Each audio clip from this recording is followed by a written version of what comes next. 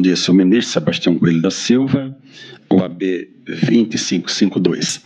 Nas pessoas do eminente ministro Zanin, da ministra Carmen Lúcia, eu saúdo a todos os presentes com a paz do nosso Senhor e Salvador Jesus Cristo. Senhor presidente, eu começo trazendo para essa corte duas premissas. A primeira é que Felipe Martins, ele não ia ao Palácio da Alvorada. Felipe Martins trabalhava no Palácio da Alvorada. Todos sabemos que ele era assessor internacional do presidente da República, trabalhando no Palácio do Planalto, mas que a partir de 30 de outubro de 2022, o presidente passou a despachar no Palácio da Alvorada. E lá era o local de trabalho de Felipe Martins. Portanto, as suas idas ao Palácio da Alvorada não podem causar perplexidade para absolutamente ninguém.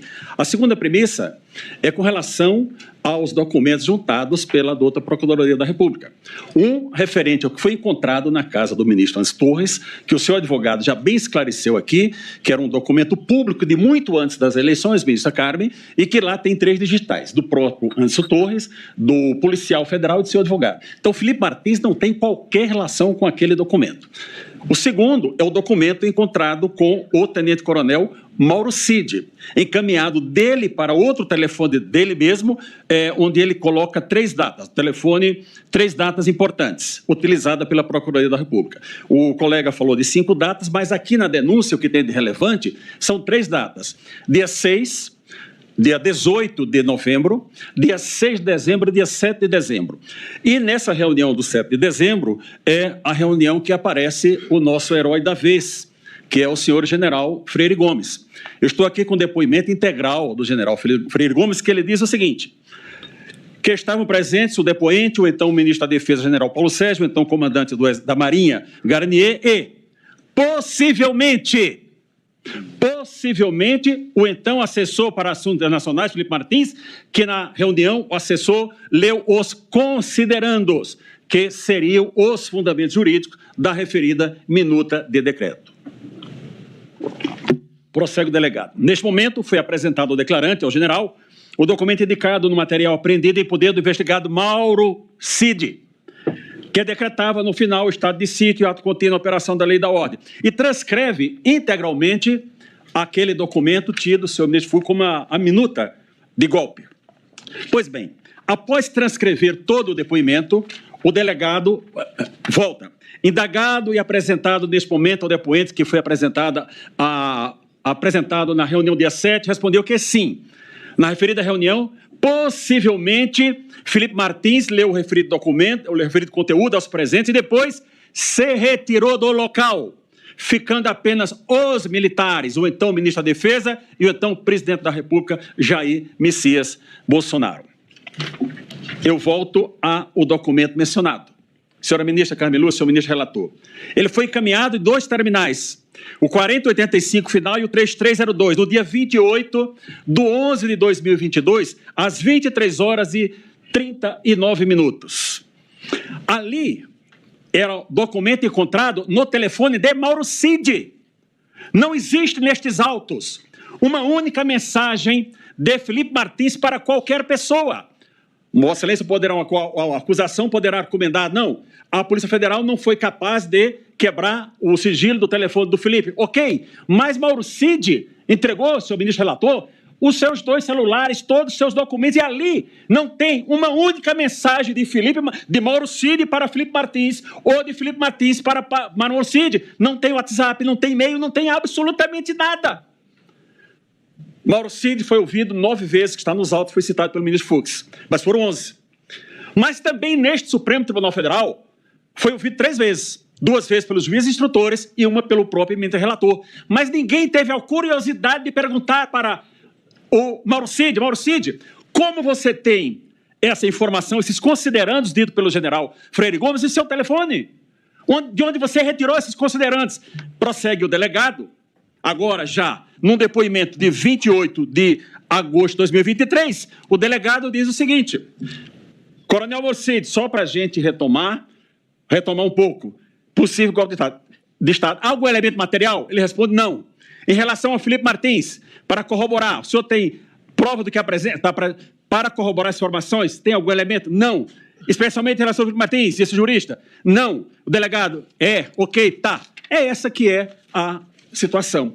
Veja, Vossa Excelências, que Felipe Martins estava incluído num núcleo chamado jurídico, que tinha lá o padre José Eduardo e o advogado Amaury Saad. E eles não foram denunciados, detalhe, Felipe Martins não é advogado. Felipe Martins é formado em relações internacionais e era do núcleo jurídico, mas os outros não foram denunciados e ele foi denunciado. Prosseguindo, não há justa causa para o recebimento dessa denúncia. É comprovado que Felipe Martins, no dia 7, senhor relator, estava em Ponta Grossa, embora a Polícia Federal tenha dito que ele estava nos Estados Unidos. Vai ser provado, eu não vou me deter com relação a isso. Mas voltemos, então, à reunião do dia 7. O general disse que ele leu e foi embora. Ok. Imaginemos que o presidente tivesse tratado das suas atribuições do artigo 84, do artigo 136, 137, 142 da Constituição, e tivesse resolvido que iria apresentar ao Congresso Nacional uma proposta de estado de sítio. Obrigatoriamente, ele teria que ouvir o Conselho da República e o Conselho de Defesa Nacional, sendo que desses órgãos está elencado no artigo 89, artigo 91 da Constituição, as pessoas que integram esses dois órgãos. E obrigatoriamente, eu cito três: o vice-presidente da República, general Mourão, o presidente da Câmara, deputado Arthur Lira, e o presidente do Senado, o senador Rodrigo Pacheco. Ele convocou em algum momento essas pessoas para essa reunião, para dizer, olha, desta reunião vamos encaminhar ao Congresso Nacional? Não, não aconteceu isso. E eu trago um fato histórico para os senhores, eu tenho um documento, mas não vou apresentar. Em 4 de outubro de 1963, o presidente João Goulart encaminhou uma mensagem ao Congresso Nacional pedindo estado de sítio. Nas conversas, o Congresso disse não. Ele retirou no dia 7. O presidente João Goulart foi acusado em algum momento de tentativa de golpe? Não, não foi. Senhores ministros, esse processo não há justa causa para receber a denúncia de Felipe Martins. Felipe Martins é um garoto brilhante, que aos 31 anos de idade exercia o cargo de assessor internacional do presidente da República, o mesmo cargo que hoje é exercido pelo senhor ministro Celso Amorim, que de 82 anos já foi ministro de 2 pastas, exerce hoje o mesmo cargo que Felipe Martins exerceu, dada a sua capacidade, dado o seu grande conhecimento. Eu quero, para finalizando, senhor presidente, deixar minhas homenagens aqui a todos os acusados, especialmente ao presidente Bolsonaro, a quem eu oro por sua saúde, ao general Braga Neto e ao doutor Anderson Torres. Em caso de recebimento da denúncia, eu rogo a Vossa Excelência que essas cautelares sejam afastadas. Não há necessidade. Felipe Martins ele não pode trabalhar, ele anda com a tornozeleira eletrônica por um fato que ele não cometeu, uma prisão que ele foi colocado sem que ele tivesse dado qualquer causa, um fato que não é verdadeiro. Então não tem razão dele estar com essas medidas cautelares. Digo mais a Vossa Excelências que as guerras não importam como elas começam, senhor Procurador-Geral da República, mas existe um momento que a guerra tem que parar. Melhor que seja num processo de paz, porque se não houver um processo de paz, teremos vencidos e vencedores e ninguém é vencido nem vencedor. Eu peço o afastamento das cautelares, caso seja recebida essa denúncia. E para finalizar, senhor presidente, estou dentro do tempo ainda, mas se passar um tiquinho, eu peço a tolerância a Vossa Excelência, não é? Mas para finalizar, nós tivemos nesse fim de semana, ministra Carmen, a celebração da Páscoa.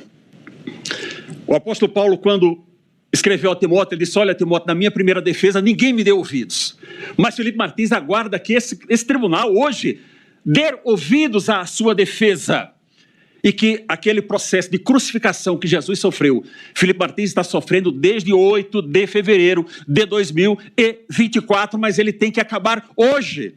Vossa Excelência tem o poder para fazer isso.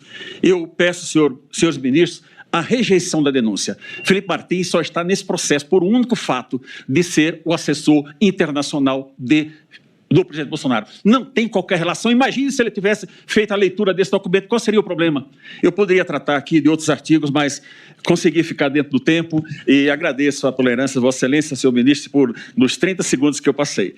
Bom dia a todos. Presidente, eu queria fazer uma pergunta ao eminente advogado. Pois não, ministro Flávio. Doutor Sebastião, o senhor falou no dia 7. Sim. Que o acusado estaria em Ponta Grossa, é isso? Dia 8. Não. Ele estaria em Ponta Grossa no 8 de janeiro. No 8 de janeiro. Tá. Ele está denunciado também pelos fatos. Essa dúvida que eu tinha. No dia 7 de dezembro, sim, o senhor afirmou que ele estaria aqui. Do 7 de dezembro, a geolocalização não nos diz, senhor ministro Flávio. Não disse. O senhor não afirmou nada sobre isso? Não afirmei. Okay. A denúncia coloca ele no dia